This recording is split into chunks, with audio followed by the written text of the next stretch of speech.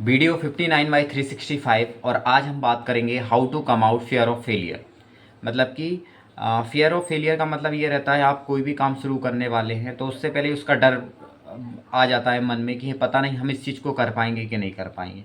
मान लो आप कोई भी गवर्नमेंट एग्ज़ाम की तैयारी कर रहे हैं, एसएससी किसी भी तैयारी बहुत अच्छी तरीके से कर रहे हैं, लेकिन मन में एक डाउट आ गया, पता नहीं मैं इस चीज़ में पास हो जाऊंगा तो नहीं कि नहीं हो पाऊंगा, यदि फेल हो गया तो क्या होगा। ये होता है फियर ऑफ फेलियर। आप नौकरी कर रहे हैं तो आपके मन में आएगा कि पता नहीं ये छूट ना जाए कहीं, ये होता है फियर ऑफ फेलियर। मतलब कि असफलता का डर, कि कोई भी आप शुरू कर रहे हैं, बिजनेस कर रहे हैं, उसमें कहीं ना चल पाए तो वो डर, उससे पहले आदमी फिर करता ही नहीं है, पीछे ही हट जा रहे यार मैंने मेहनत की, ऐसा ना हो उसका परिणाम आया तो मैं क्या करूँगा। तो उससे निकलने के हमारे पास कई सारे रामबाण तरीके हैं। अगर आप इनको अपनाएंगे डेफिनेटली इन सब चीज़ों से आप पूरी तरह से दूर हो जाएंगे। आपको जॉब छूटे सारी 100 बार छूट जाए, आपको कोई डर नहीं रहेगा क्योंकि आपके अंदर एक भरोसा रहेगा। ठीक है, तो हम शुरू करते हैं शुरुआत से। पहला है कि लर्न अ न्यू स्किल्स, कि आपको नई स्किल्स पे काम करना शुरू आना चाहिए। मतलब अपने आप को लगातार अपग्रेड रखें चीज़ों पे, अपग्रेड रखें। मतलब कि आप चीज़ों को, जो भी आप काम कर रहे हैं उसमें अपने आप को लगातार अपग्रेड करते रहें, नई स्किल्स सिखाते रहें। जो भी आप काम मान लो कि आप कोई किसी भी तरह की, मान लो कंस्ट्रक्शन लाइन में आप हैं तो आप कैसे कंस्ट्रक्ट करा जाता है उसके नए नए सिनेरियो को आप समझें, उस चीज़ में आप लगातार सीखते जाएं, सीखना आप बंद ना करें, नई चीज़ों पे आप हमेशा काम करते रहें। तो इससे क्या होगा कि आपकी जॉब इनसिक्योरिटी बिल्कुल भी नहीं रहेगी। ठीक है, और उसके बाद हम आते हैं पॉइंट नंबर 2। दूसरा ये है कि हम आपको कोशिश करना चाहिए कि हम हर परिस्थिति में सकारात्मक रहें, यानी कि एक पॉजिटिव एटीट्यूड अपनाएं।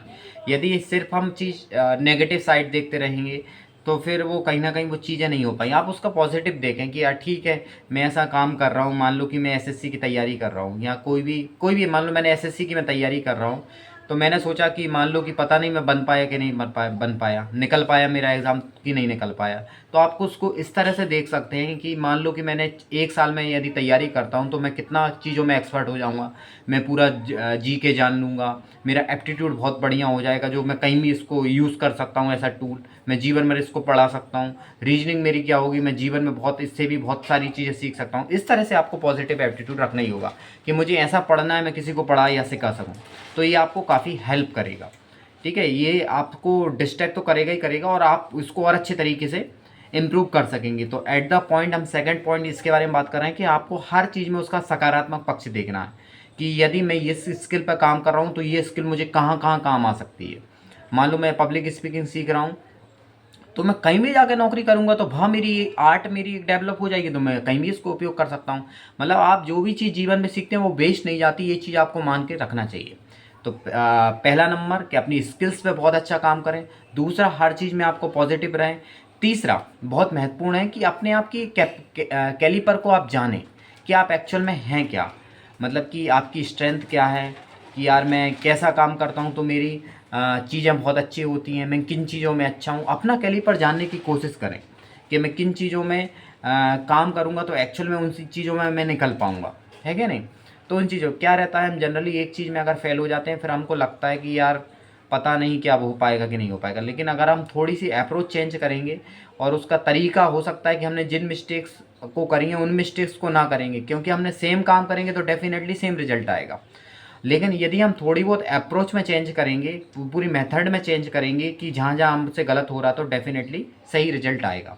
एक बार की स्किल को बहुत अच्छे तरीके से हमको रखना है, बहुत टॉप क्लास जिस भी फील्ड में आप उसकी स्किल्स को बहुत अच्छे तरीके से सीखें। मार्केटिंग में है तो सेल्स आपको बहुत अच्छे तरीके से आना चाहिए, कैसे सेल्स करते हैं कि वो सारी चीज़ आपको पता होना चाहिए पूरा मार्केटिंग। तो वही तो स्किल है, वो अगर आपको नहीं आएगा तो फिर तो आपको लगा ही रहेगा कि यार पता नहीं मैं फेल ना हो जाऊँ इस काम में, है कि नहीं। यदि और दूसरा है कि एटीट्यूड तो आपको सकारात्मक बहुत सारे लोग बताते हैं, फ्री में मैं बता रहा हूँ, तो वो पॉजिटिव एटीट्यूड तो आपको रखना ही होगा। तीसरा है कि अपना कैलिपर आपको जानने की कोशिश करना है कि भैया मैं किन चीज़ों में अच्छा हूँ। ठीक है, कि मैं मान लो कि मैं अगर कोशिश करूँ मुझे एरोप्लेन उड़ाना है और मैंने एक दिन भी नहीं उड़ाया तो क्या होगा, रिजल्ट पता ही है आप सबको। तो पहले उस चीज़ को जाने कि यार पहले धीरे धीरे आगे बढ़ने की कोशिश करें। तो फिर आप मतलब कि रियलिटी में चीज़ें वो चीज़ को एज इट इज़ देखने की कोशिश करें। वो प्रैक्टिकल क्या है कि मान लो कि आपको मैंने ये मतलब कि इस पॉइंट की मैंने शुरुआत की थी कि मान लो आप एसएससी की तैयारी कर रहे हैं तो उसको ड्यूरेशन को समझें, कैसा उसका सिलेबस रहता है, कैसा पैटर्न रहता है, कौन से लोग सेलेक्ट होते हैं, वो किस तरह से वो तैयारी करते हैं, उन मेथड को आपको फॉलो करना है तो रिजल्ट वैसा आ ही जाएगा। हो सकता है कि आपके अंदर वैसी कैपेबिलिटी ना हो कि आप उन सब चीज़ों को ना समझने में थोड़ी सी समय लगती हो, तो हो सकता है कि लोग 50 सेट करके पास हो रहे हैं, आपको 80 सेट लगे, लेकिन हो जरूर जाओगे, इतना डेफिनेटली है। तो आप पूरा उस रियलिटी को समझें, और रियलिटी को यदि आप देखेंगे तो आपके बहुत ज़्यादा चांसेस होंगे कि उस सब चीज़ से आपको समझ जाएंगे, तो आपका वो डर कहीं ना कहीं, देखो पूरी तरीके से तो हर चीज़ का डर रहता है। सचिन विराट कोहली भी आज खेलता होगा, मुझे लगता है उसके मन में डर रहता होगा, लेकिन वो एक बार अगर वो ऐसे ही सोचने लगे तो नहीं हो पाएगा। लेकिन अगर आप कुछ चीज़ों को आप एज इट इज़ देख लोगे तो उसके चांसेस आपके बहुत कम हो जाएंगे। ठीक है, फिर हमारा ओवरऑल हमने बात करी इन 3 मुद्दों पे कि फियर ऑफ फेलियर होना आम बात है, कोई बड़ी चीज़ नहीं है, लेकिन अगर ज़्यादा आप उसी के बारे में सोचोगे लगातार, तो काम को स्टार्ट नहीं कर पाओगे। इन सब 3 को स्टेप्स हैं कि आपको लगातार अपने आप को इम्प्रूवमेंट और वो स्किल्स पे बहुत अच्छे तरीके से काम करना है। अपने स्किल्स पे कम से कम आधे 1 घंटा प्रतिदिन दें, प्रतिदिन, जैसे हम खाना खाते हैं, नहाते पीते हैं, वो सारी चीज़ें हैं। और दूसरा, मैं रिपीट इसलिए करता हूँ क्योंकि यही सारी चीज़ें अपनी इंपॉर्टेंट रहती हैं। दूसरा ये है कि हमको लगातार अपने आप को एटीट्यूड, पॉजिटिव एटीट्यूड रखना है। और तीसरा है कि हमारा कैलिपर को हमको जानना है कि हम किन चीज़ों में अच्छा है, किन में हम अच्छा कर सकते हैं। Thank you so much, bye bye.